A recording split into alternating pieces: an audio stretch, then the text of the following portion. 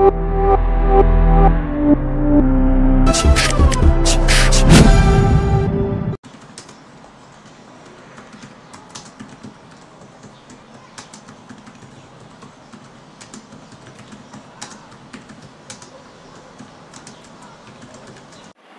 একটা কোশ্চেন দেখ, আমি বারবার বলছি মানে আমাদের যে শুধু বইয়ের পড়াই পড়বো কিছু না, কিছু আলাদা আলাদা জিনিস জেনে রাখতে হবে, ঠিক আছে? শর্ট কোশ্চেন যে কোনো জিনিসের কাজে লাগবে, কেননা এই চ্যাপ্টারটাই, এই যে লয়ের এই চ্যাপ্টারটাই আবার যখন আমরা কলেজে উঠবো ফার্স্ট সেমিস্টারেই আবার এই চ্যাপ্টারটা আছে, ওখানে বিজনেস লয়ের মধ্যে আছে হস্তান্তরযোগ্য দলিল। তো আমাকে একটু বেশি বেশি জেনে রাখা ভালো, তাহলে পরবর্তী সময় সুবিধা হবে। তো এখানে বলছে কোশ্চেন বলছে হস্তান্তরযোগ্য দলিলের উদাহরণ দাও, মানে এক্সাম্পল অফ নেগোশিয়েবল ইনস্ট্রুমেন্ট। কি কি হতে পারে দেখি।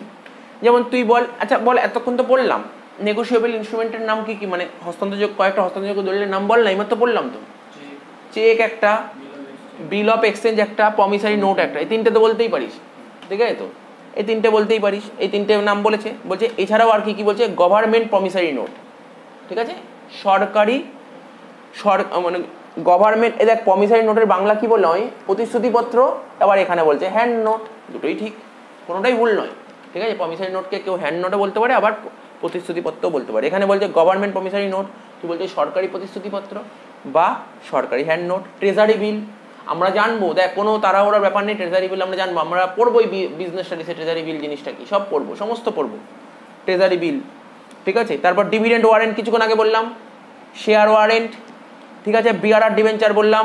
আর কি বলছে, বলছে হুন্ডি, হুন্ডি বলেছে, হুন্ডি, HUNDI, হুন্ডি।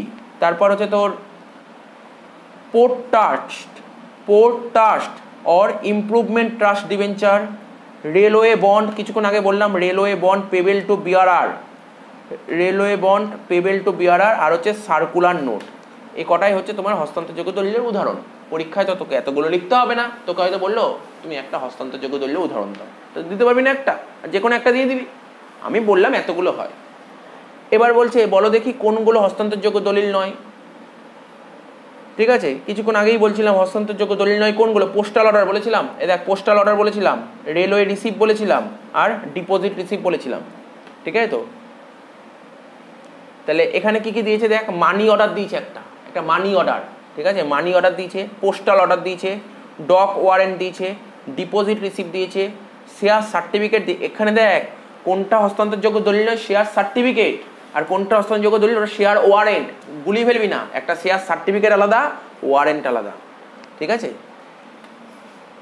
তারপর হচ্ছে তোর বিল অফ লেডিং, তার মানে কোন কোনগুলো হস্তান্তরযোগ্য দলিল নয় আর কোন হস্তান্তরযোগ্য দলিল, বোঝা গেল তো ব্যাপারটা?